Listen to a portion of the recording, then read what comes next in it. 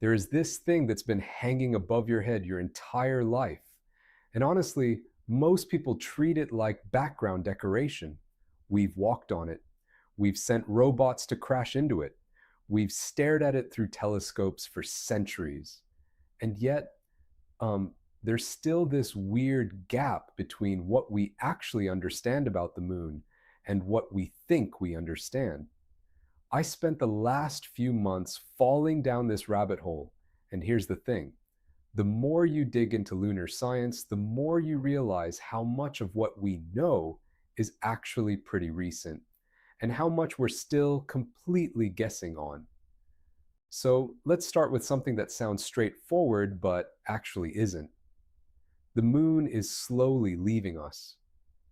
Right now, as you're watching this, it's drifting away from Earth at about 3.8 centimeters per year. That's roughly the speed your fingernails grow. Doesn't sound like much until you do the math. That's 38 meters every 1,000 years. When dinosaurs were walking around, the moon was noticeably closer. The ocean tides were absolutely brutal. And in about 600 million years, if the Earth and Moon don't collide or something else catastrophic happens, we won't be able to see total solar eclipses anymore because the moon will have drifted just far enough away. But here's what gets weird. We know this is happening because of something called tidal friction, which is this elegant and slightly messed up dance between two celestial bodies. The moon pulls on Earth's oceans, creating tides. But Earth is also pulling back, and because Earth rotates faster than the moon orbits, it's literally dragging the tidal bulge ahead of where the moon is. This creates a tiny bit of friction that slows Earth's rotation and pushes the moon outward. Your day is getting longer by about 1.7 milliseconds every century. In the age of dinosaurs, a day was only about 23 hours long.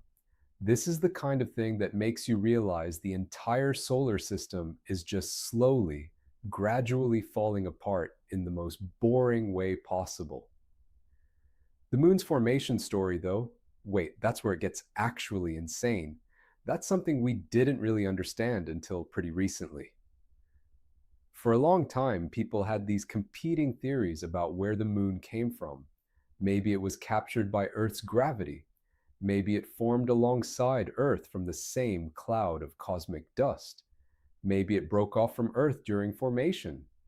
All of these made some sense on a surface level, but they all had problems when you actually did the math. Then in the 1970s, right after we came back from the moon with all these samples, someone proposed what's called the giant impact hypothesis.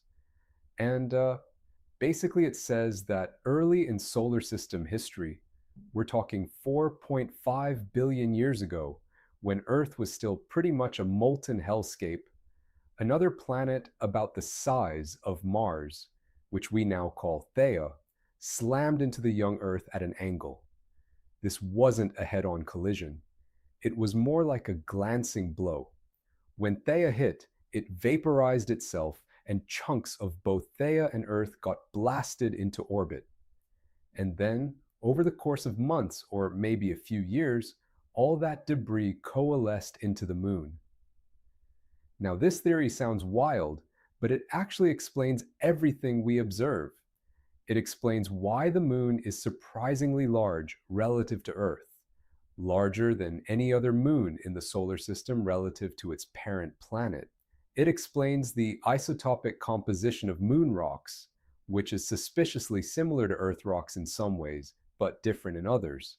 It explains why the moon doesn't have a large iron core like Earth does, because Theia's core probably got absorbed back into Earth, while the lighter rocky material got blasted into space. But here's the thing that's still being debated. We don't actually know exactly what happened during this impact. The computer models can work it out, but there are like dozens of different impact scenarios that produce a moon with roughly the right properties. Some models say the impact was slower and glancing. Others say it was faster and more direct. Some say a bunch of stuff got ejected but then fell back down. Others say the moon formed from a giant disk of material that spun around Earth.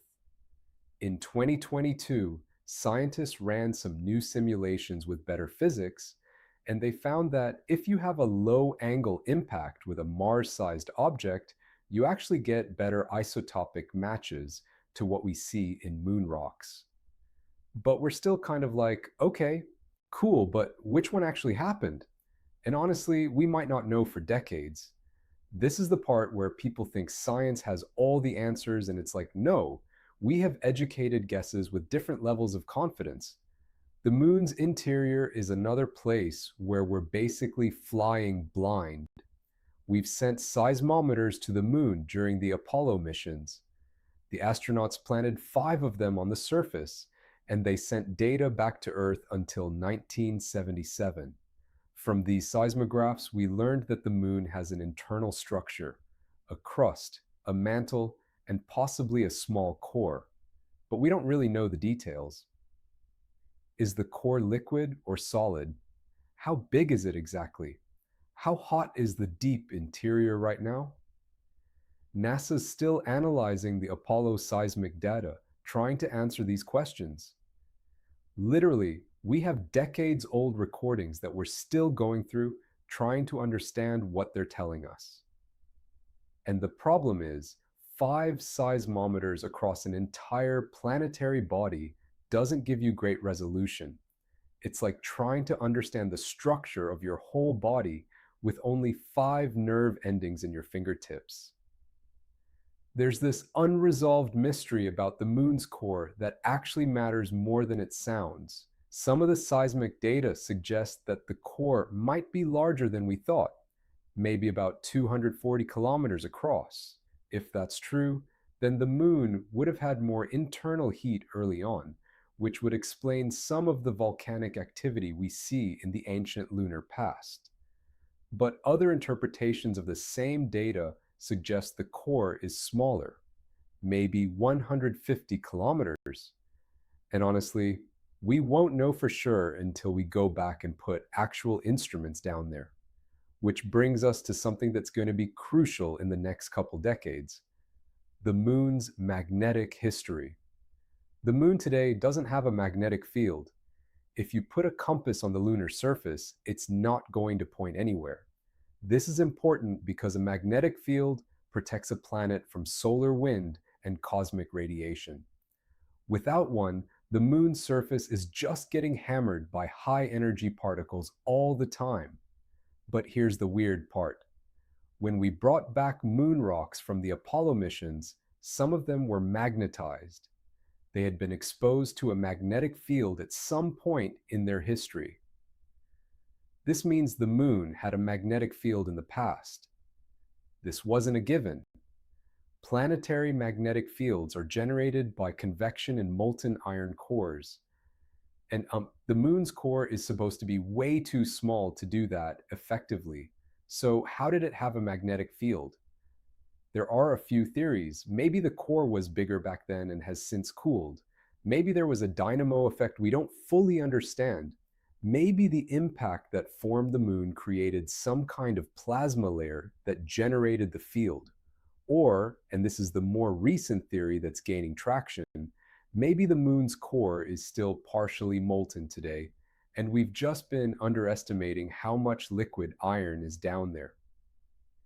If that's true, and if the core can generate a weak magnetic field, then the moon might have maintained a protective magnetic bubble for longer than we thought, which would have implications for early moon geology and potentially for the history of any organisms that might have existed there. Though let's be real, organisms definitely did not exist on the moon. But this matters because if we're planning to build a permanent base on the moon, understanding the radiation environment is crucial, and the radiation environment depends on whether the moon has any magnetic protection. So we actually need to figure this out. The moon's water situation is something that completely flipped our understanding on its head about 20 years ago. For decades, we assumed the moon was completely dry, bone dry. The Apollo astronauts described the lunar surface as looking like a desert, and we thought, well, that makes sense. It's airless. It's been blasted by solar radiation for billions of years.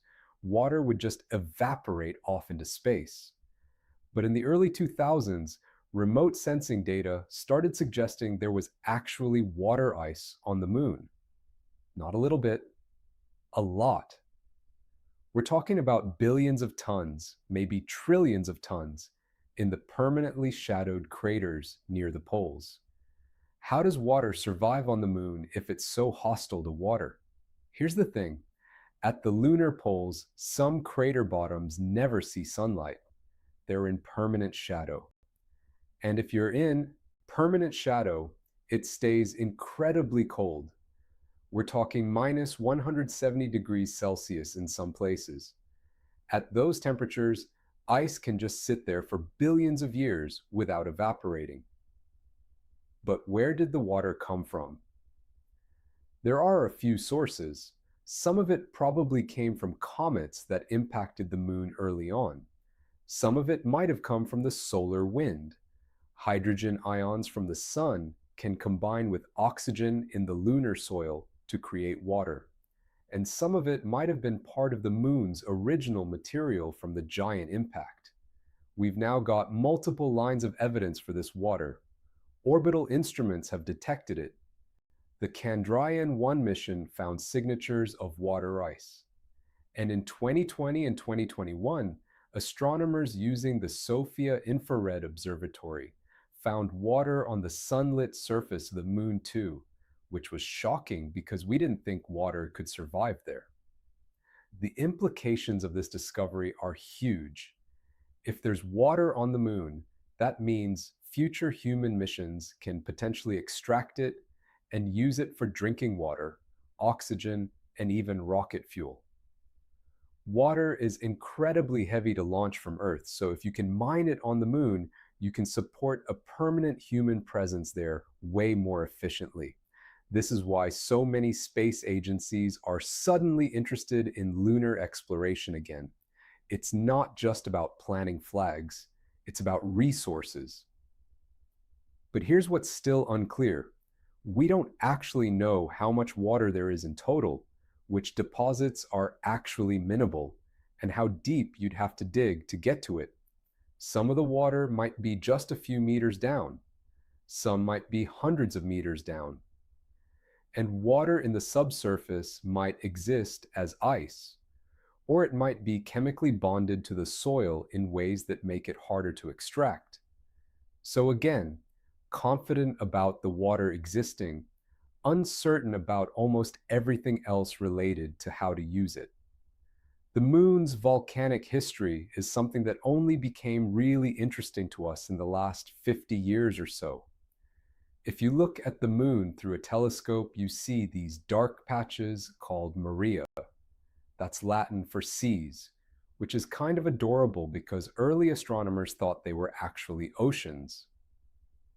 They're not. They're the result of ancient volcanic eruptions. These eruptions happened billions of years ago, mostly between about 3.8 billion and 3.1 billion years ago. The moon was tectonically active in its youth. Huge amounts of lava flowed across the surface, filling in impact basins and creating these flat, dark plains. There was volcanic activity after that too, but it got less and less intense. The last confirmed volcanic activity on the moon happened maybe 1 billion years ago, though some evidence suggests there might have been small eruptions much more recently. But here's what's strange. Why did the moon's volcanic activity shut down? Planets and moons cool down over time as they radiate heat into space. As they cool, they become less geologically active. The moon is small, so it cooled faster than Earth. But the timing of the lunar volcanism seems to suggest there was something more going on than just gradual cooling. One theory is that the moon's interior differentiated. Lighter materials floated to the surface, heavier materials sank to the core. And this process released a lot of internal heat early on, which powered the volcanism. As differentiation completed, the heat source dried up and volcanic activity declined. Another theory involves the moon's orbit. As the moon drifted away from Earth, tidal heating would have decreased, which would have reduced internal heat generation. Tidal heating happens when something gets pulled by gravity in different directions, which creates friction and heat. Early on, the moon was close enough to Earth that tidal heating was significant.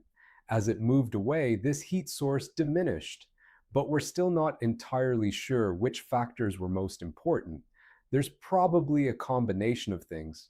What we do know is that the moon's interior cooled faster than we used to think, and by the time the dinosaurs showed up on Earth, the moon was already essentially a dead rock, geologically speaking. No more volcanism. No more tectonic activity, just sitting there, slowly accumulating impact craters. Speaking of impact craters, the moon is covered in them, and understanding them is actually crucial to understanding planetary geology more broadly. The moon has about 1.3 million craters larger than 1 kilometer across. That's not a typo. 1.3 million. You can't see most of them because they're tiny, but if you look at detailed satellite imagery of the lunar surface, it's absolutely cratered. Some of these craters are ancient, from the early days of the solar system. Others are relatively young, geologically speaking, maybe only a few 100 million years old. The thing about the moon is that it has no atmosphere and no weather. Impact craters don't get eroded by wind or water. They don't get buried by sediment. They just sit there, preserved forever, which makes the moon this incredible archive of solar system history. By studying crater distributions and ages, we can actually figure out when the solar system was getting hammered by asteroids and when it wasn't.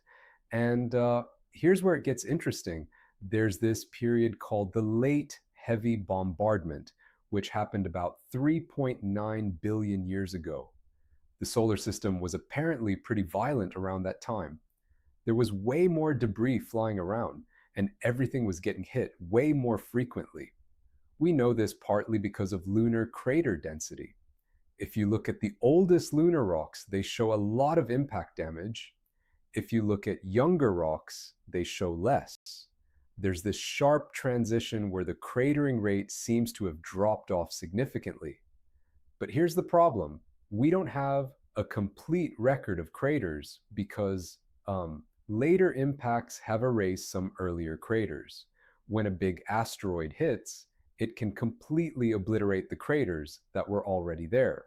So we're looking at this incomplete, biased record and trying to figure out what actually happened.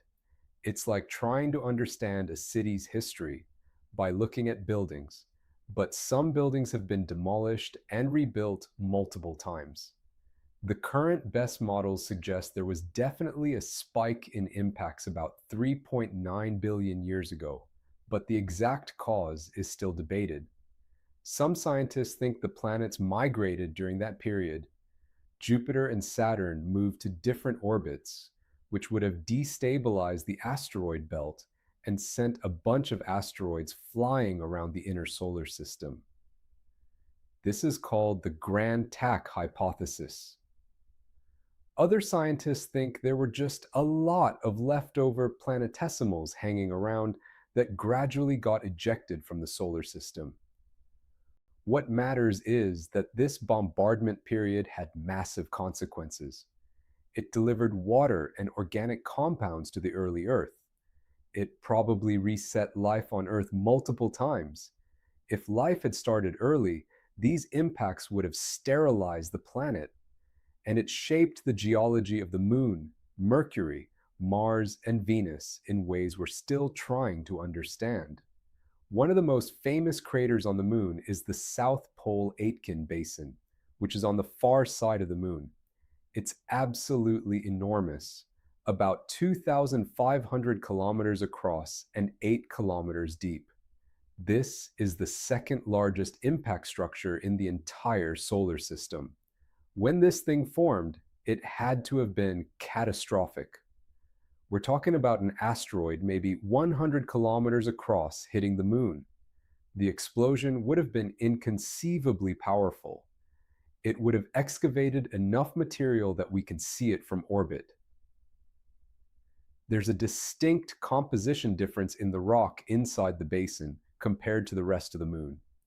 What's interesting about the South Pole Aitken Basin is that it's on the far side of the moon, which we can only see from orbit. We didn't actually see detailed images of it until we had spacecraft orbiting the moon. This is one of those things where the moon is still showing us surprising things just because we finally have the technology to look at it properly. The far side of the moon is actually completely different from the near side, which is kind of bizarre when you think about it. The near side, which is always facing Earth, has these dark maria that look relatively smooth.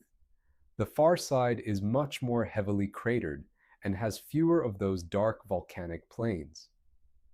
For a long time, we didn't have a good explanation for why. It seemed like some cosmic coincidence. But in the last couple decades, scientists came up with a theory. Maybe the moon's interior was hotter on the near side and cooler on the far side. This would explain why there was more volcanic activity on the near side.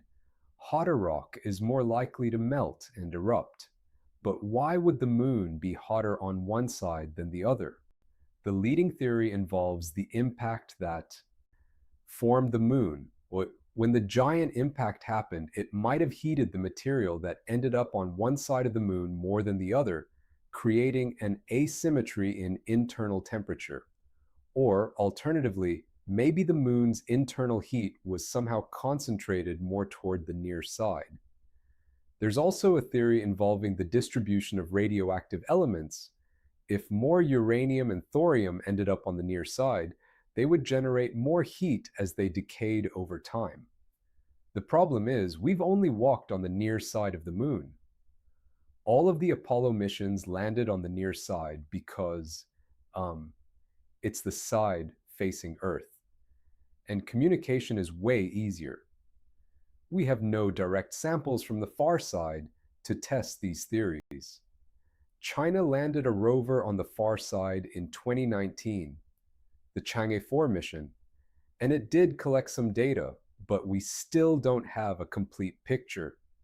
This is literally something we could figure out just by going back and collecting samples from the far side, but no one has done that yet. The moon's gravity is another thing that's more complicated than most people realize.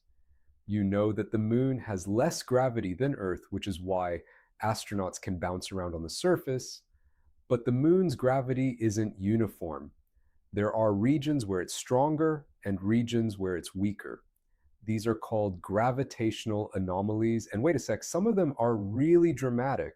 Under many of the large impact basins, there are regions of unusually high gravity called mascons. That's short for mass concentrations. The gravity is stronger there because there's more dense material under the surface. Scientists didn't really understand what mascons were until orbiting spacecraft detected them. It turns out that after a major impact, the moon's crust gets fractured, and dense mantle material can move upward into those fractures, creating these localized gravity anomalies. The interesting thing about mascons is that they actually affect the orbits of spacecraft. In the 1960s and early 1970s, when NASA was planning lunar missions, mascons were a problem because they would perturb spacecraft trajectories in ways that were hard to predict.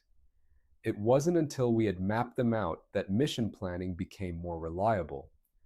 But there's still stuff we don't understand about the detailed structure of the lunar interior. The gravity data gives us clues, but it's not like we can just look inside the moon and see what's happening.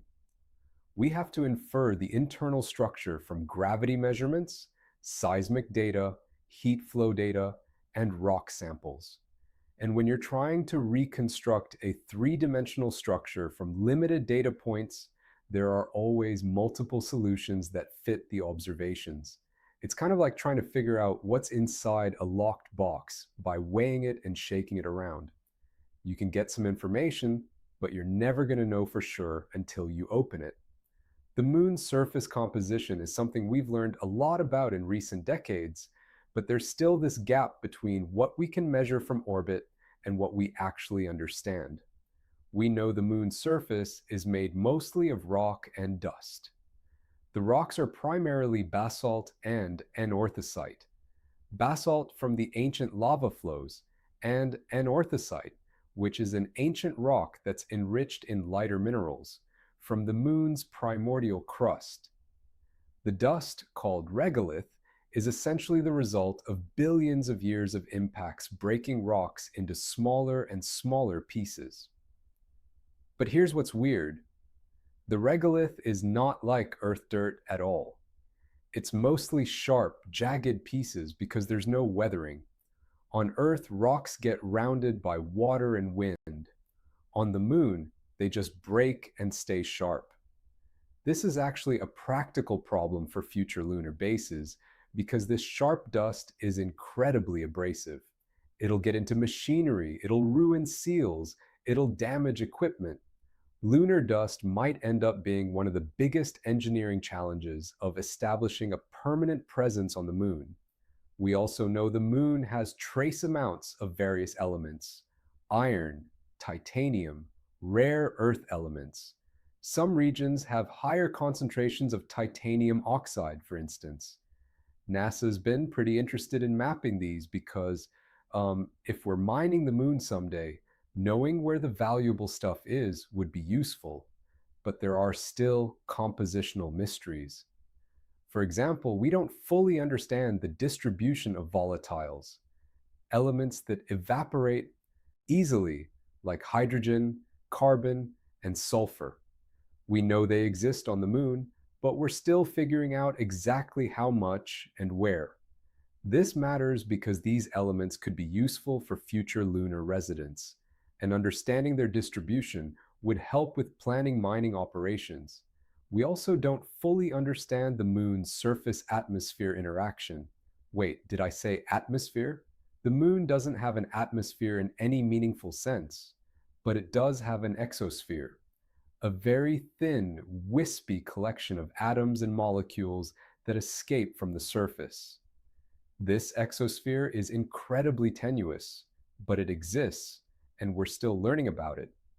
Atoms from the solar wind interact with it. Atoms from the surface escape into it, and the dynamics are more complicated than we used to think. The moon's thermal environment is something that's become more relevant as we've started planning long-term human missions. During the lunar day, which lasts about 14 Earth days, the surface temperature can reach 120 degrees Celsius. During the lunar night, which also lasts about 14 Earth days, it drops to minus 170 degrees Celsius. That's a temperature swing of 290 degrees. And you've got to remember the moon has no atmosphere, so there's nothing to moderate these extremes. It's just a straight change from baking hot to frozen solid. In the permanently shadowed craters near the poles, it's always minus 170 or colder. But in areas that get periodic sunlight, the temperature oscillates wildly. This makes building a base pretty challenging because materials expand and contract with temperature changes. And if you've got a huge swing, you're going to get a lot of thermal stress. Something that works fine at room temperature might become brittle and shatter in lunar cold, or might warp and fail in lunar heat. There's also this thing called the lunar thermal tide, which is kind of elegant but also weird. The moon's surface warms up during the day and radiates that heat back into space.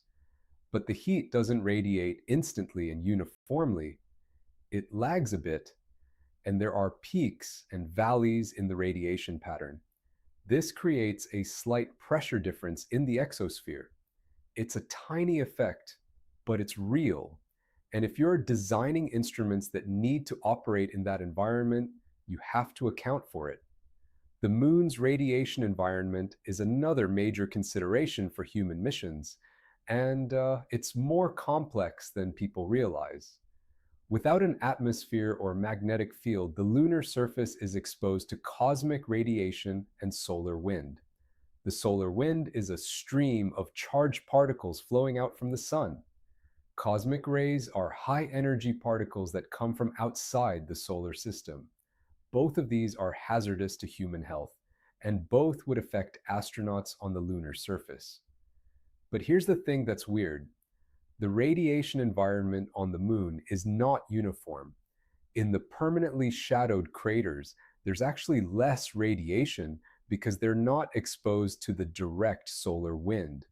The crater walls shield them. In other areas, the regolith itself provides some protection because radiation doesn't penetrate as deeply into rock as it does into open space.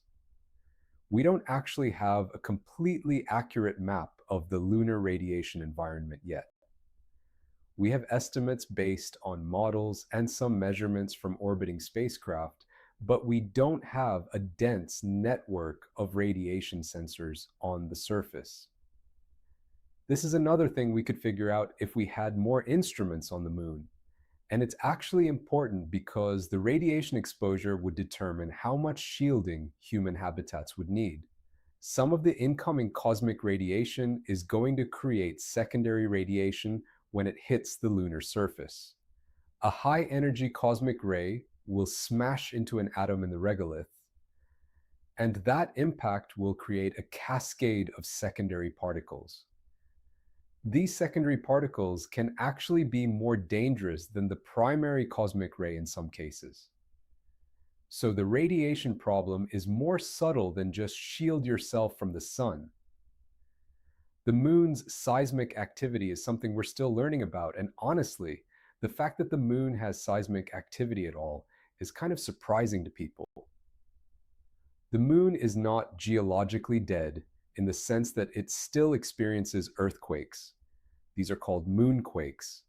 They're much smaller and much less frequent than Earth earthquakes, but they happen. The Apollo seismometers detected hundreds of moonquakes over the time they were operating. They ranged from very small, basically imperceptible, to magnitude 5 or so on the Richter scale, which is moderate sized. Where do these quakes come from? There are a few sources. Some of them are caused by the moon's tidal flexing. The moon is still being pulled by Earth's gravity, and this causes the rock to flex and stress. Some of them might be related to the cooling and contraction of the moon's interior, and some of them might be meteorite impacts on the surface creating seismic waves. But here's what's interesting. We don't have a complete picture of the moonquake distribution or frequency because we only had seismometers on the moon for about 8 years. That's not a lot of time to establish long-term patterns. If we had a permanent seismic network on the moon, we could figure out where the stresses are building up and get a much better understanding of the moon's internal dynamics. There's also this thing called thermal moonquakes. During the lunar night, the surface contracts as it cools. During the lunar day, it expands as it heats up. This expansion and contraction creates stress in the rock. And when that stress gets too high, something's got to give. The rock fractures. Some of the Apollo astronauts actually reported hearing cracking sounds in their suits during the early morning lunar hours, when temperature changes were most dramatic. That was almost certainly thermal moonquakes happening nearby. The implications of this are kind of interesting. If you're building a permanent base on the moon, you need to account for the fact that the ground is going to be shaking occasionally. And the temperature swings are going to create stress in your structure. These are engineering problems that we haven't really had to solve before on Earth because we have stable, temperate environments where we build most of our stuff. The moon's relationship with Earth is something that's evolved dramatically over time, and continues to evolve. Right now, Earth and the Moon are tidally locked with respect to each other. That means the same side of the Moon always faces Earth.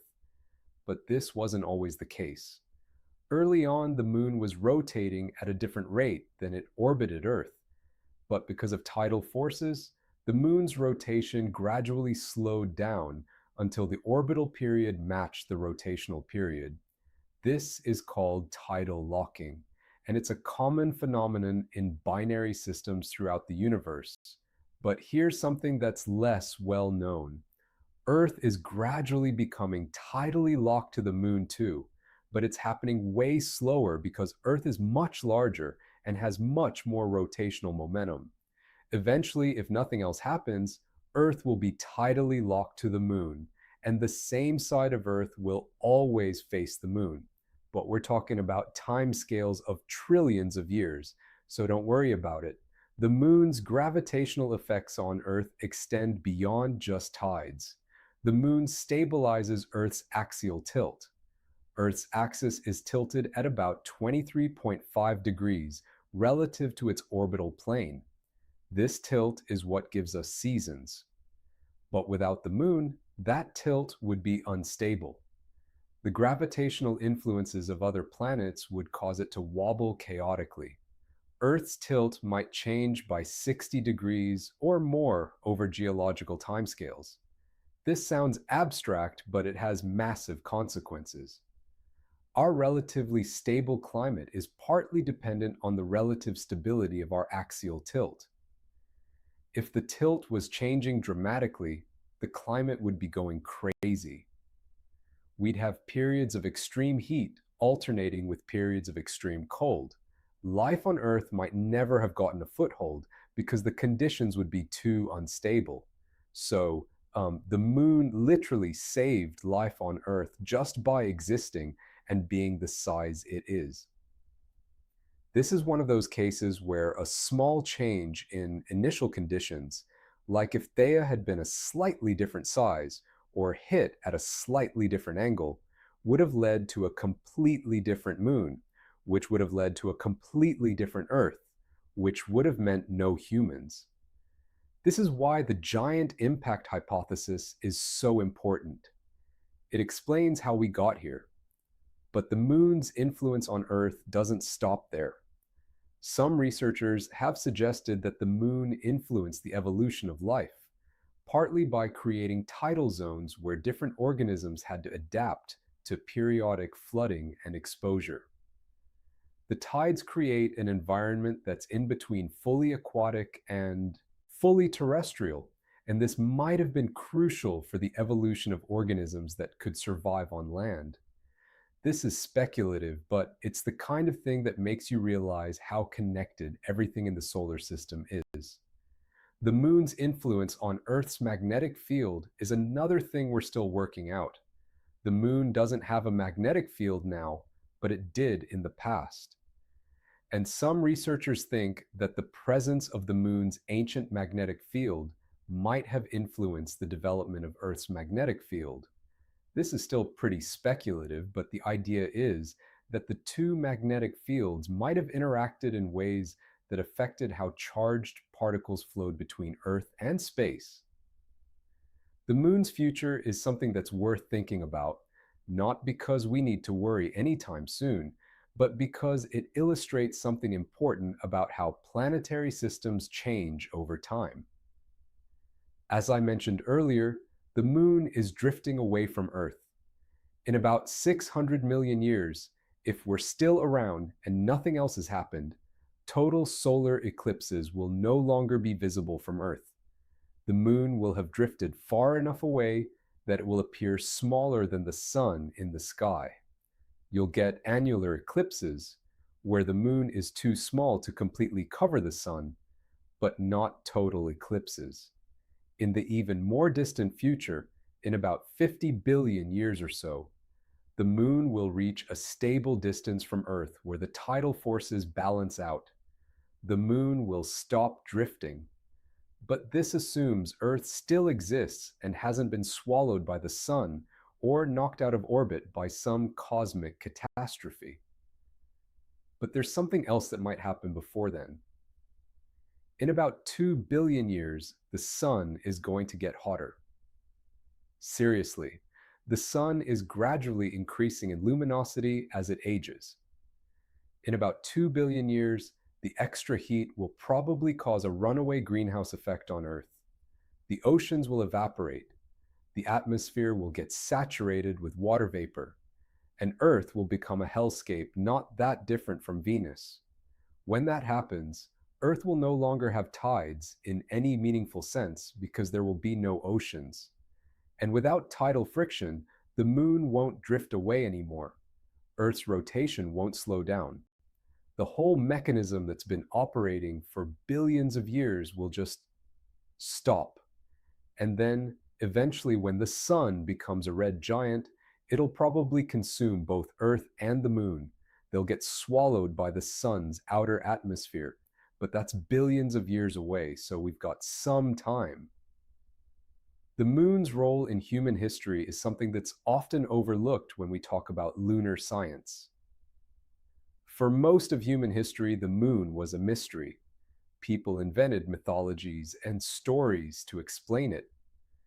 They noticed patterns, like the connection between lunar cycles and ocean tides, or the connection between lunar cycles and, well, we now know there's no real connection between lunar cycles and menstrual cycles or any other biological cycles, but people thought there was.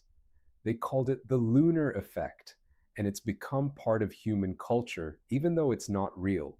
In the Renaissance and early modern period, as telescopes improved, people started getting a more accurate picture of the moon. They could see craters, they could see mountains. They could see that it was a world, not just a light in the sky.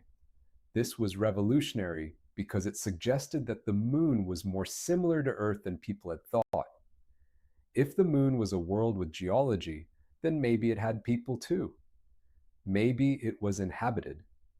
This idea that the moon might be inhabited persisted for surprisingly long. In the 1800s, there were serious proposals that the moon might have a thin atmosphere and plants or animals. It wasn't until we had better telescopes and better data that we figured out the moon was actually airless and barren. But the idea of going to the moon persisted. Jules Verne wrote, "From the Earth to the Moon" in 1865, describing a rocket to the moon with remarkable prescience. And in the 20th century, as rocket technology developed, going to the moon went from being science fiction to being an engineering problem. The space race brought two superpowers to the moon in the 1960s and early 1970s. The Soviet Union landed unmanned probes first. Then the United States landed humans. And then, after about 12 people had walked on the moon across 6 Apollo missions, we just stopped going. We haven't sent humans back in over 50 years. This is kind of wild when you think about it. We figured out how to get to the moon. We went there. We walked around, collected rocks, took pictures, and then we decided it wasn't worth it and haven't gone back. There were various reasons for this: cost, shifting political priorities, the fact that once you've done it, the novelty wears off. But from a scientific perspective, it means we've got this huge gap in our knowledge. We've only explored about 0.3% of the lunar surface with humans. We've only studied the rocks from 6 landing sites. There's a lot of the moon we've barely looked at. This is why there's so much current interest in going back to the moon. NASA's Artemis program aims to land humans on the moon again, including the first woman and the first person of color. They're planning to establish a permanent base, and there are other countries and private companies interested in lunar exploration too. One thing that's changed since the Apollo era is our understanding of what's worth studying on the moon. Back then, we were primarily interested in the moon as a scientific curiosity and as a demonstration of human capability. Now, there's a practical interest in the moon as a resource. We know there's water, we know there are minerals, and there's this vision of the moon as kind of a staging point for deeper space exploration, a place where you could refuel spacecraft and manufacture supplies before heading to Mars or beyond.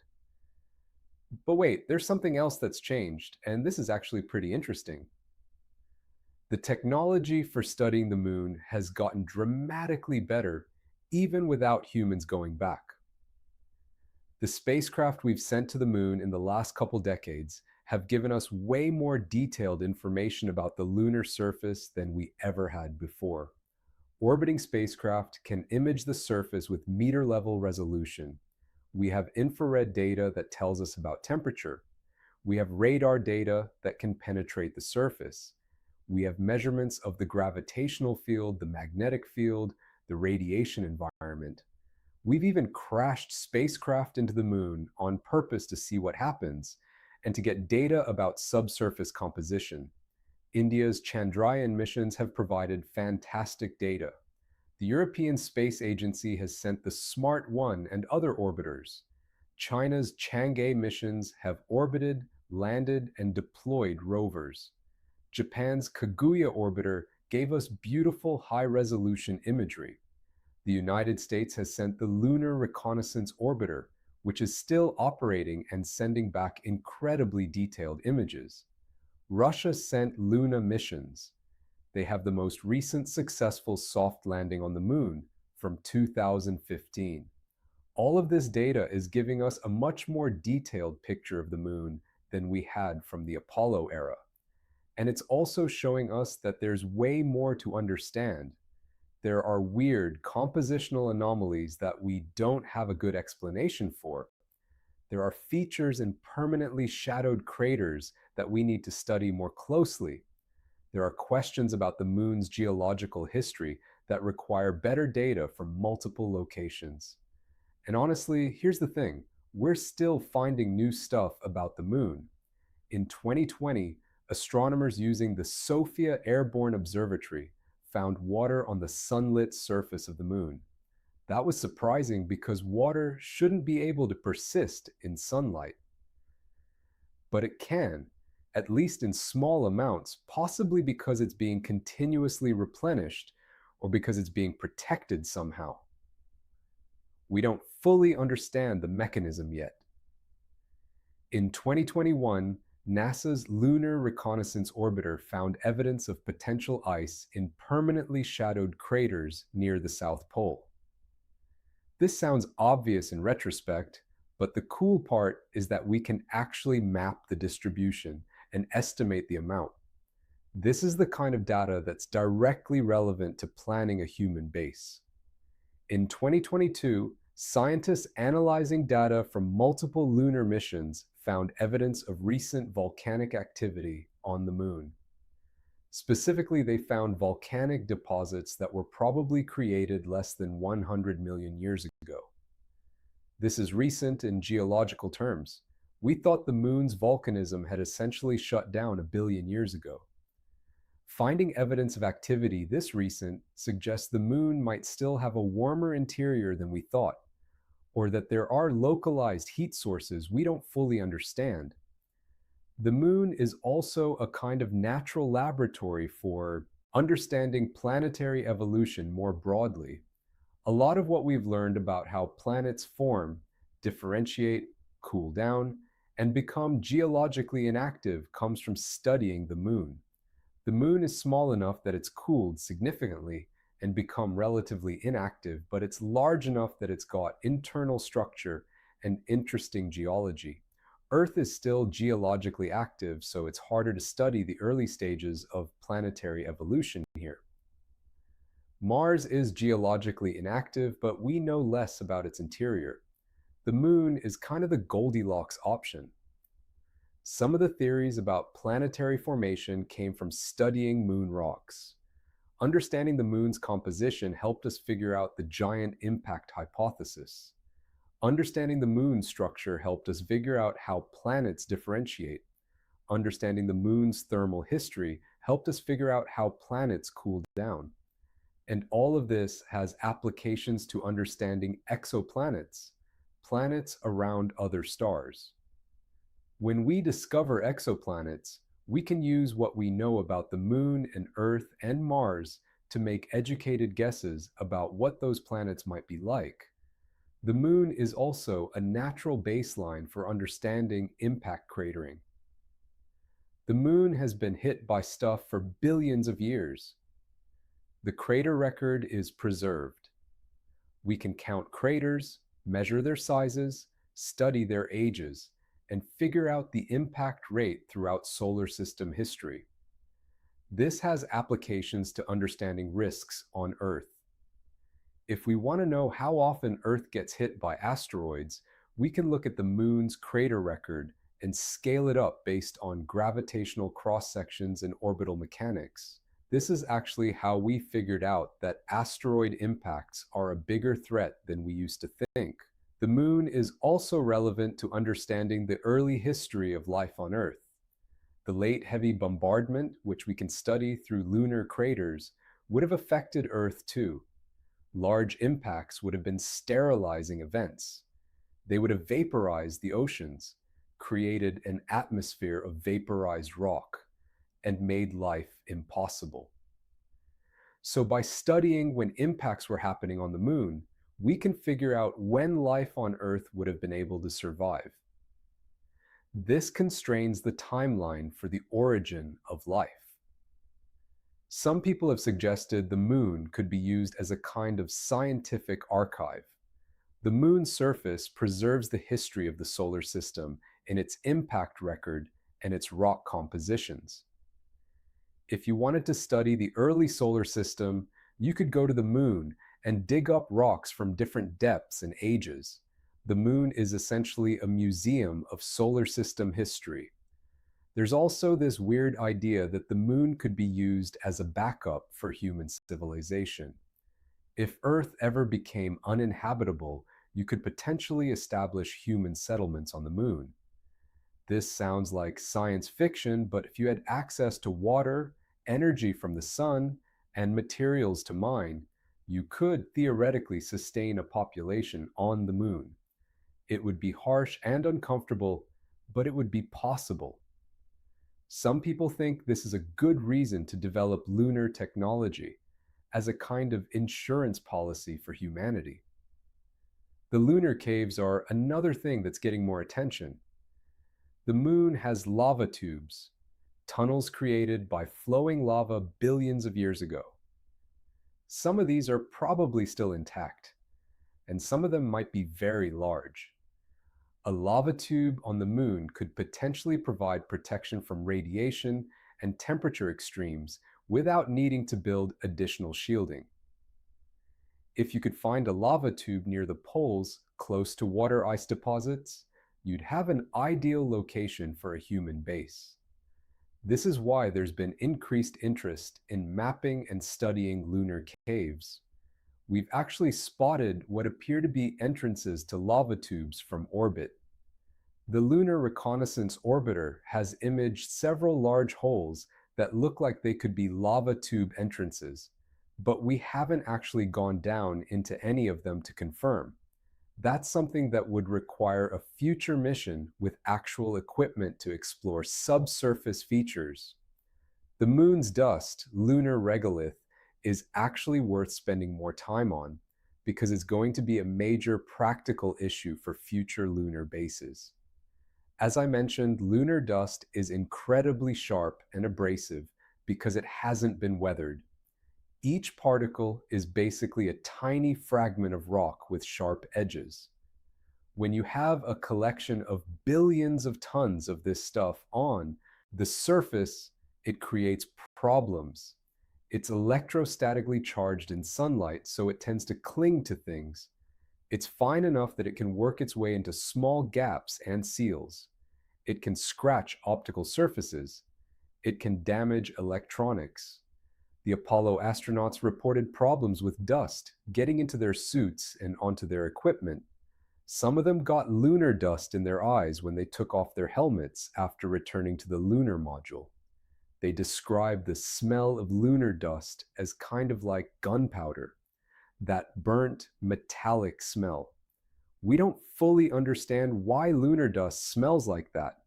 It might be due to the chemical composition, or it might be due to the way the dust particles interact with the moisture in your nasal passages and mouth. But it was a consistent observation across multiple astronauts, so it's probably real. Managing lunar dust is going to be a major engineering challenge for future bases. You'll probably need airlocks to keep dust out of habitat modules. You'll need to clean equipment regularly.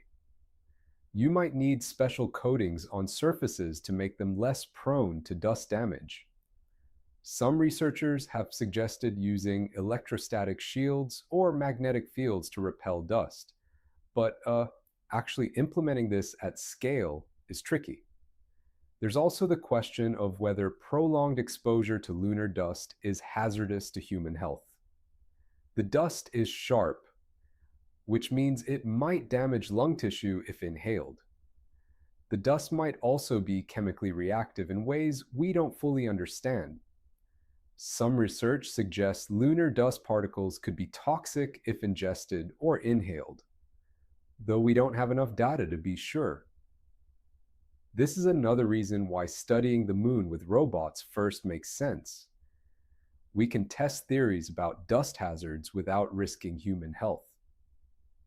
The moon's role in future space exploration is something that's being actively planned right now. Several space agencies are working on lunar landers and rovers.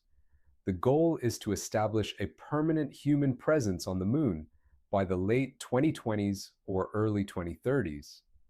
NASA's Artemis program is the most developed, with plans for the Artemis 3 mission to land humans on the moon, specifically in the south polar region, where water ice has been detected. Other countries like China and India have lunar ambitions. Private companies like SpaceX are developing lunar landers too. The South Pole is particularly interesting because it has permanently shadowed craters with water ice, and it also has areas that get sunlight regularly, which means solar power could work. If you can set up a base that has access to both water ice and sunlight, you've got the basics for a sustainable settlement. But establishing a permanent presence on the moon is way more complicated than just landing and hanging out. You need life support systems that work for extended periods. You need power systems. Solar panels have been designed for the lunar environment, but they degrade over time. And dust is a problem. You need mining equipment if you're going to extract water or other resources. You need manufacturing capability if you're going to make fuel or construction materials on site. You need communication systems that work reliably. You need medical facilities to handle injuries or illnesses. And you need to figure out how to keep humans healthy in the low gravity environment of the moon.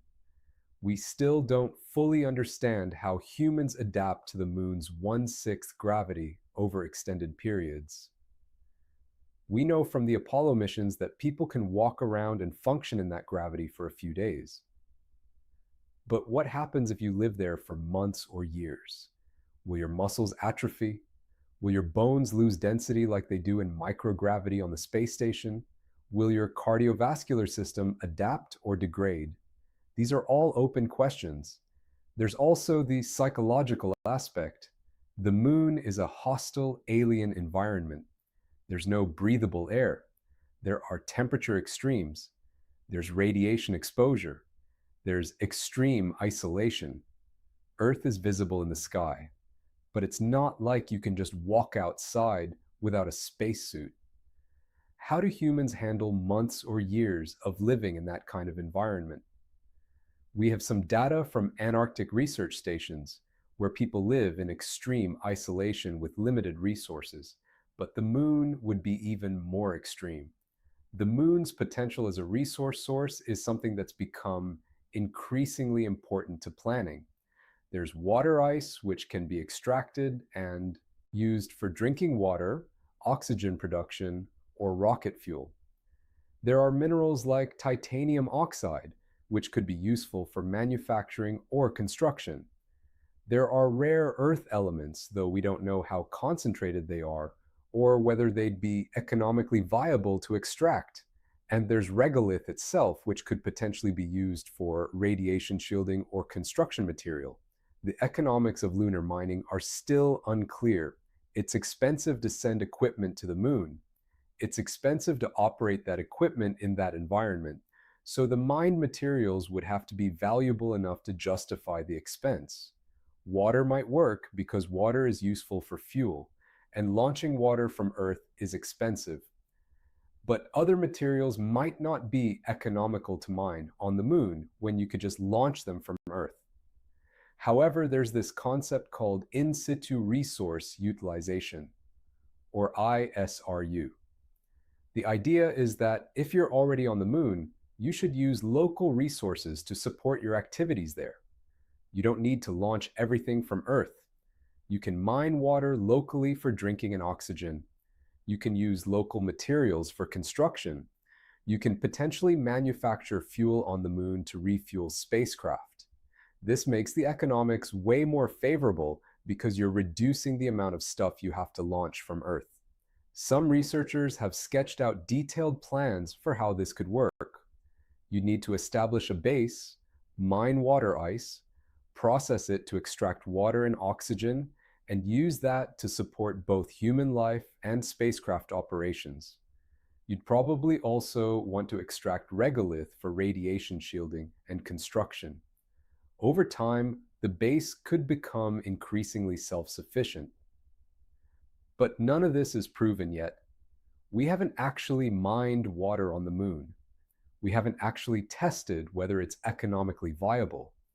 And there are engineering challenges we haven't fully solved, like how to operate mining equipment in the lunar environment, how to process lunar resources reliably, and how to store and transport extracted materials. The moon's potential as a launch point for deeper space exploration is another reason why people are interested in going back. The moon has much less gravity than Earth, so launching a spacecraft from the moon takes way less energy than launching from Earth. If you could establish a fuel depot on the moon, you could refuel spacecraft there, and they could travel to Mars or beyond with way less fuel launched from Earth. The moon has lower escape velocity, so it's cheaper to get stuff off the moon than off Earth. This makes the moon strategically important for any ambitious space exploration program. Some people envision a future where the moon is a kind of spaceport, a hub where spacecraft refuel and resupply before heading to Mars or the asteroid belt or anywhere else. This would make deep space exploration way more feasible and way cheaper. But it requires establishing the infrastructure on the moon first, which is a massive undertaking. China is explicitly planning to use the moon as a stepping stone to Mars. Their space agency has outlined plans for establishing a research base on the moon and then using it as a launch point for human missions to Mars. This is a multi-decade project, but they're being pretty serious about it. The moon's scientific mysteries are still numerous despite all the progress we've made. We still don't fully understand the moon's internal structure. We still don't know exactly how much water there is and where all of it is located. We still don't understand the detailed history of the moon's magnetic field. We still don't know the exact mechanism by which the moon formed. There are still details about the giant impact that we're uncertain about. We still don't fully understand the relationship between the moon's thermal history and its geological evolution. We don't know whether there's any subsurface water that's not in the permanently shadowed craters. We don't know the detailed composition of the far side of the moon. We don't fully understand the young volcanic features that were discovered recently. We don't know the exact age of some of the large craters. And we don't understand all of the processes that are happening on the lunar surface right now. For example, we know that impacts create these features called impact rays, bright streaks of material that radiate out from impact craters. We can observe these rays from orbit, but over time, the rays fade. Something is darkening them. We think it might be space weathering, the gradual alteration of rock surfaces by radiation and micrometeorite impacts, but we're not entirely sure about the exact mechanisms. This matters because the reflectance of lunar surface materials affects how we can interpret orbital images. There's also this thing called the solar wind sputtering process, where ions from the solar wind strike the lunar surface and knock loose atoms and molecules. This creates the exosphere. It also might be responsible for creating water molecules on the moon. Hydrogen ions from the solar wind combine with oxygen in the regolith to create water. But the exact efficiency of this process and the amount of water it produces are still uncertain. The moon's seismic activity pattern is still not fully understood. We know the moon gets moonquakes, but we don't have a comprehensive picture of where they occur, how often they occur, and what mechanisms are causing them. The data from Apollo is decades old, and new seismic activity might be different from what the old instruments recorded. There's also this unsolved question about the moon's core. Some models suggest the core might be larger than we thought. Some suggest it might still be partially molten. Some suggest it might have an unusual composition.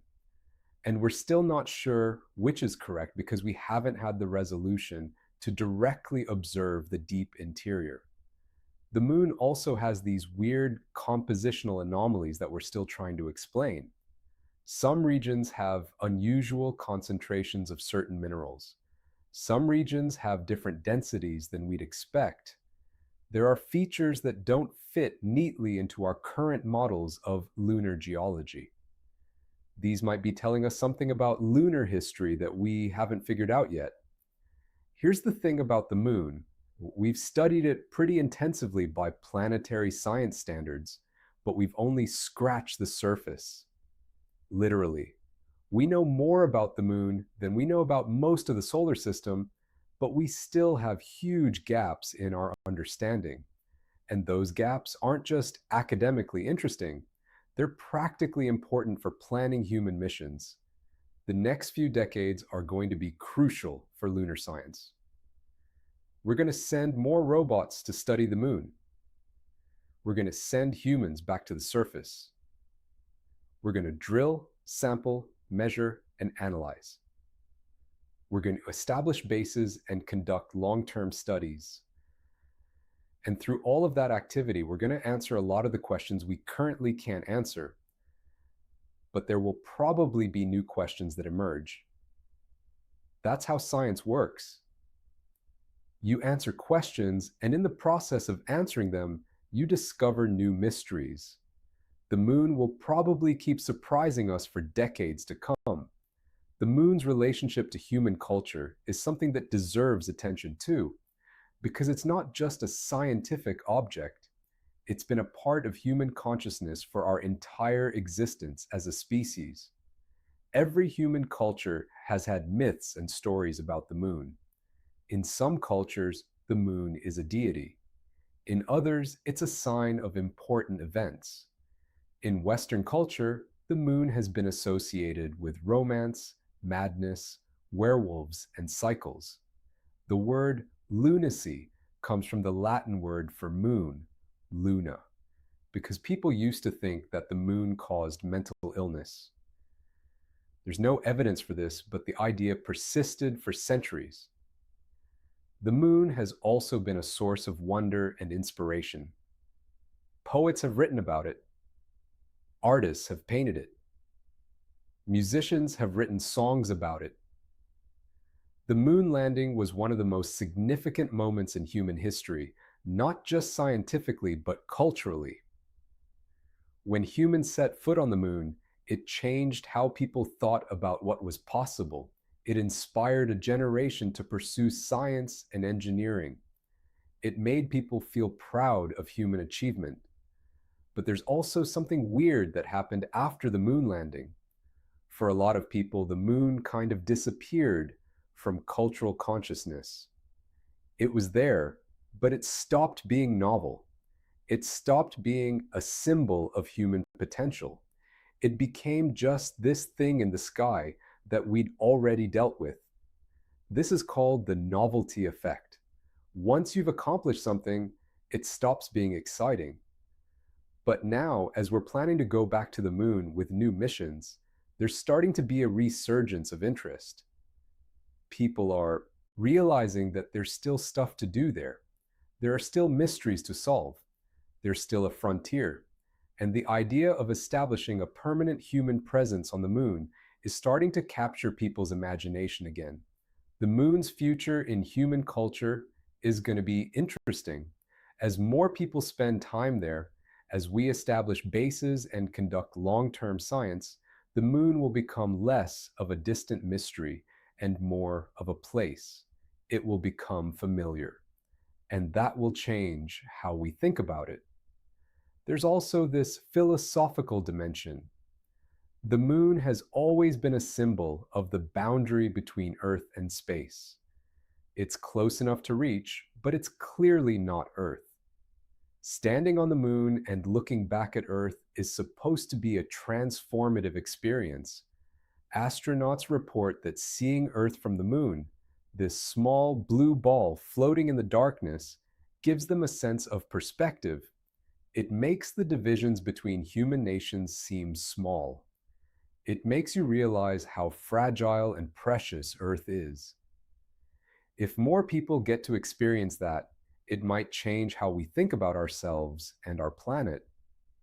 Some researchers have suggested that the overview effect, the sense of awe and perspective that comes from seeing Earth from space, might be part of what we need to address global problems.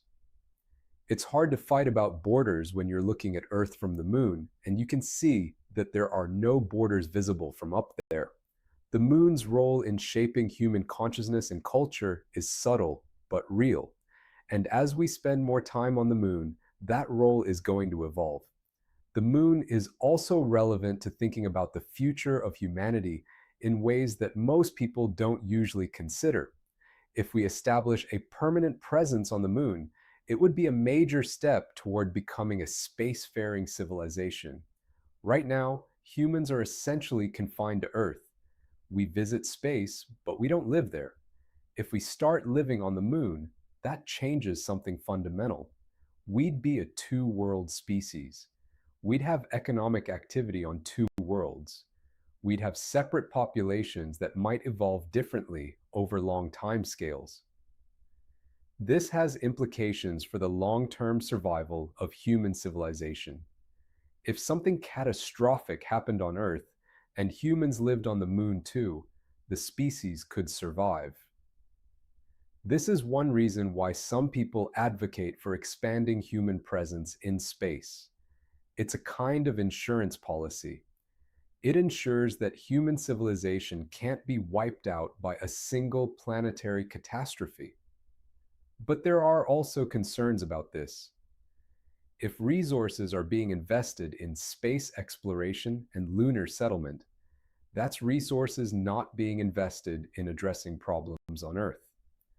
Some people argue that we should focus on solving Earth's problems first: poverty, disease, climate change, inequality, before we start colonizing other worlds. This is a legitimate concern, but others argue that these aren't mutually exclusive. You can work on both, and in fact, a lot of the technology developed for space exploration has applications on Earth. Water purification technology, medical devices, communications technology, solar panels. A lot of this was developed or improved through space research. There's also the argument that exploring the moon and establishing a human presence there inspires people and drives innovation. The space race drove technological advancement. Building a permanent lunar base would probably do the same thing, and that innovation could have benefits for Earth-based problems. But these are philosophical and political questions, not scientific ones. The science is pretty clear. The moon is interesting, we can learn a lot by studying it, and we can probably establish a human presence there if we want to. Whether we should, and whether we should prioritize that over other things, is a decision that society has to make. The moon's mysteries, the ones we know about and the ones we haven't discovered yet, are going to drive scientific research for decades. Every time we answer a question, we're going to find new questions. And that's actually kind of exciting. It means the moon isn't going to stop being interesting anytime soon. Let me hit you with some of the more obscure stuff about the moon that most people don't know about, because there's actually a lot of weird details that add up to a pretty interesting picture. The moon's orbit is not perfectly circular. It's elliptical. The moon's distance from Earth varies from about 356,500 kilometers at perigee, the closest point, to about 406,700 kilometers at apogee, the farthest point. This affects the strength of Earth's gravitational pull and the strength of the moon's tidal effects. When the moon is at perigee, tides are higher. When the moon is at apogee, tides are lower. The variation is subtle, but it's real. This is one of those things that doesn't matter for most purposes, but it matters if you're trying to navigate or predict tides precisely. The moon's orbit is also slowly rotating. The lunar nodes, the points where the moon's orbital plane intersects Earth's orbital plane, precess over time. This is called lunar node regression, and it has a period of about 18.6 years. This matters for eclipse prediction. The spacing of eclipse seasons depends on where the nodes are. This is why eclipse patterns repeat every 18 years and some months, a period called the Saros cycle. Ancient astronomers figured this out and could predict eclipses based on this cycle, even though they didn't understand the mechanism. The moon's gravity is actually strong enough that it causes Earth's axis to precess too. Not the axial tilt, but the direction the axis points. The moon's gravity creates a torque on Earth's equatorial bulge, which causes the axis to wobble. This precession has a period of about 26,000 years. In about 13,000 years, the North Pole star will change. Right now, Polaris is roughly aligned with Earth's North Pole, so it marks the north direction. But in 13,000 years, Vega will be the North Pole star. Wait, that's not quite right. Let me correct that. Vega will be closer to the North Pole in about 13,000 to 14,000 years, but it won't be perfectly aligned like Polaris is now. The point is, the direction of Earth's axis changes over these long timescales. The moon creates these things called nodal tides, which are caused by the moon's gravity pulling on Earth at different angles as it orbits. Diurnal tides are the roughly daily tides. Semi-diurnal tides are the twice daily tides. But there are also fortnightly tides, tides with a period of about 2 weeks, caused by the varying distance of the moon, and there are monthly tides caused by the lunar node precession. Oceans are complicated systems, so the actual tidal pattern at any given location is a combination of all of these and more. The moon's gravity also affects groundwater. In some aquifers, there are very small, measurable changes in water level that correspond to tidal cycles. The weight of the lunar tidal bulge literally causes the Earth's crust to flex slightly, which affects groundwater levels. This is mostly a curiosity, but it shows how pervasive the moon's gravitational influence is. The moon's effect on Earth's rotation is also worth noting. The tidal friction I mentioned earlier is gradually slowing Earth's rotation and transferring angular momentum to the moon's orbit, which is why the moon is drifting away. but the details of this process are more complex than they sound. The tidal bulge on Earth is pushed ahead of the moon by Earth's rotation. This creates an asymmetry. The near side of Earth is pulled toward the moon, but because of the asymmetry, there's also a component of force that's pulling Earth's rotation backward. This is the mechanism by which tidal friction slows Earth down. The rate at which this happens varies depending on ocean depth, continental configurations, and friction in the oceans. And these things change over time. During some periods of Earth's history, when ocean configurations were different, tidal friction rates were different. This means Earth's rotation rate has changed in complicated ways over geological time. The moon has mountains.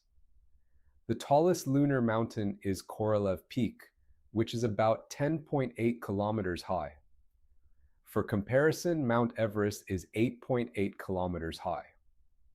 But wait a sec, Korolev Peak is measured from the center of the moon, so the elevation is actually a bit less than that when you measure it from the average lunar radius. Still, there are mountains on the moon. The moon has a rugged topography with mountains and valleys created by ancient impacts and volcanic activity. The moon has what's called the terminal terminator, which is the line between day and night on the moon. Because the moon has no atmosphere, this line is sharp. There's a clear boundary between illuminated and dark regions. If you were standing near the terminator, the sun would be at the horizon and you'd see very long shadows. This would make the landscape look even more dramatic and rugged than it already is. The color of the sky at the terminator would probably be black. There's no air to scatter sunlight and create a blue sky like on Earth. The moon has permanent shadows. In craters near the poles, some areas never see sunlight. These are regions where the crater walls are steep enough or the crater is deep enough that the sun never shines on the bottom. These areas stay at very low temperatures, minus 170 degrees Celsius or colder. Any water ice in these regions would be incredibly stable. It could sit there for billions of years without evaporating. This is why these craters are so valuable to future lunar exploration. The moon has been hit by asteroids and meteorites, but there's actually less impact flux on the moon now than there was in the past. The solar system has gotten quieter as objects have been ejected or accreted. The rate of impacts on the moon decreased dramatically after the late, heavy bombardment. There's still impacts happening. We can see fresh impact craters forming when we compare old images to new images, but they're much less frequent than they used to be. The moon has something called space weathering, which is the gradual alteration of the lunar surface by radiation and micrometeorite impacts. As the surface gets hit by cosmic rays and solar wind particles, and occasionally by tiny meteorites, the rocks change color and properties. Fresh impact craters are bright because they've exposed fresh rock from beneath the weathered surface. Over time, cosmic radiation darkens the rock. After millions of years, the bright ejecta from a crater become as dark as the surrounding terrain. This is why the oldest craters on the moon are barely visible. They've been weathered to the point where they blend in with the background. The moon has a very thin exosphere, which consists mostly of helium and some other noble gases. These come from the solar wind. There's also argon from the radioactive decay of potassium-40 in the lunar rocks. Some of this argon is trapped in the soil, and some escapes into the exosphere. There are also traces of other elements, sodium, potassium, water molecules. The density is so low that it's essentially a vacuum by Earth standards. But it's not a perfect vacuum. There are atoms and molecules floating around, and they have complex dynamics, interacting with the solar wind and the lunar surface. The moon has something called the Lunar Laser Ranging Experiment, which we've been doing since the 1970s. Astronauts left retroreflectors, basically mirrors, on the lunar surface during Apollo missions. Scientists on Earth have been bouncing lasers off these mirrors for decades. By measuring how long it takes light to go from Earth to the moon and back, we can measure the Earth-Moon distance very precisely. This has confirmed that the moon is drifting away at a rate of about 3.8 centimeters per year. It's also given us information about Earth's wobble and other subtle motions. It's one of the longest running experiments in the history of science. We've been doing it for over 50 years. The moon has been a test case for a lot of physics. General relativity makes predictions about how gravity works. By measuring the moon's motion and the Earth-Moon distance with incredible precision, we can test those predictions. So far, general relativity has passed every test, but the moon experiments are still ongoing because even tiny deviations from general relativity would be scientifically important. The moon has rocks that are older than any rocks on Earth. The oldest Earth rocks we've found are about 4.4 billion years old, but some moon rocks brought back by Apollo are 4.5 billion years old or older. This is because Earth's surface gets recycled through plate tectonics. Old rocks get subducted into the mantle. They melt and reform as new rocks. The oldest rocks get recycled. On the moon, there's no plate tectonics, so ancient rocks can sit on the surface for billions of years. These ancient moon rocks have told us a lot about the early solar system. They contain traces of isotopes that tell us about the environments they formed in. They contain inclusions of other minerals that were formed in different processes. By analyzing these rocks in detail, we can construct a history of the moon and the early solar system. One particularly interesting class of moon rocks is the creep rocks. Creep stands for potassium, rare earth elements, and phosphorus. These rocks are enriched in these elements compared to most lunar rocks. They're thought to be the crystallized remnants of the lunar magma ocean. When the moon was very young, it was molten. As it cooled, different minerals crystallized out, and some of the rare elements concentrated in the remaining liquid. The Carib rocks represent this concentrated, rare element-rich material. By studying creep rocks, we can understand what the moon's early magma ocean was like. The moon has something called the Nectaris Basin, which is one of the oldest large impact basins on the moon. It's about 4.1 billion years old. The basin itself is huge, about 860 kilometers across.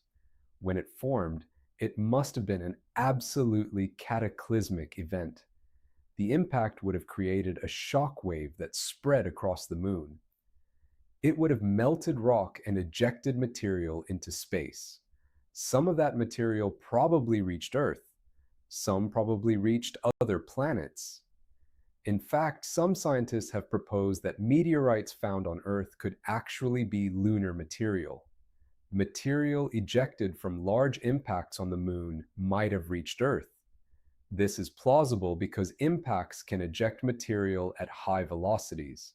Some of it could escape the moon's gravity and drift through space. Some of it could eventually hit Earth. We actually have samples of lunar meteorites, rocks found on Earth that are geologically identical to moon rocks, so they must have come from the moon. This is a kind of natural sample return mission. The moon has been sending us samples via meteorite impacts for billions of years. Similarly, some meteorites found on the moon might actually be from Earth or Mars. This is less common, but it happens. Impacts on Earth can eject material into space. Some of it reaches the moon. So the bodies in the solar system have actually been exchanging material for billions of years through impact events. The moon has been a subject of conspiracy theories, which is kind of interesting from a cultural perspective. Some people believe the Apollo moon landings were faked. The evidence overwhelmingly supports that they happened. We have thousands of photographs. We have moon rocks that have been analyzed by geologists worldwide. We have retroreflectors left on the moon that people still use today. We have independent confirmation from other countries' spacecraft that have imaged the Apollo landing sites. But conspiracy theories persist. This is probably because space exploration is hard for people to relate to. It's happening far away. The scale is difficult to comprehend, so it's easy for conspiracy theories to fill the gap where understanding should be. But actually, the Apollo program is a great example of something that was very difficult that humans accomplished through intelligence, cooperation, and determination. The fact that we landed on the moon is a testament to human capability.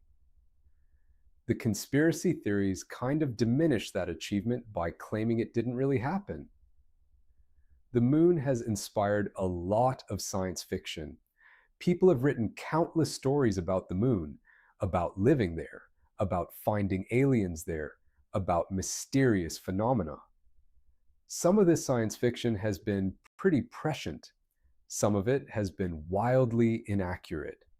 But it all reflects the fact that the moon fascinates people. It's a place where imagination can run wild. The moon is also relevant to thinking about the long-term future of the solar system in ways that are pretty fascinating. In the very far future, in billions of years, the sun will exhaust its hydrogen and become a red giant. When this happens, the sun will expand enormously. It might engulf Mercury and Venus. It might even engulf Earth. But the moon, depending on exactly how far Earth orbits at that time, might survive. The moon might continue orbiting the sun or the remains of the sun after the sun becomes a white dwarf. In this scenario, the moon could potentially be a place where life survives if there were technology to protect it from radiation and the cold of deep space. This is speculative, but it highlights the fact that the moon's significance might not be limited to the next billion years. Over truly cosmic timescales, the moon could be important to the long-term survival of complex systems in the solar system. The moon's significance to understanding planetary habitability is another thing worth considering. The moon stabilized Earth's climate by keeping Earth's axial tilt relatively stable. Without the moon, Earth would probably be uninhabitable. The climate would be chaotic. Life might never have started, or if it did, it would have been killed off repeatedly by extreme climate fluctuations. So the existence of life on Earth, including human life, depends on the moon existing. This is a humbling thought. We think of ourselves as living on Earth, but really we're living in the Earth-Moon system. We're dependent on a specific planetary configuration. If the giant impact had gone slightly differently, if Theia had been a different size or hit at a different angle, we wouldn't be here. This has implications for thinking about exoplanets and habitability.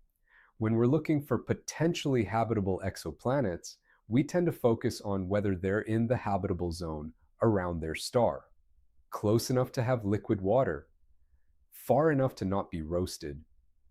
But we should probably also be considering whether they have large moons.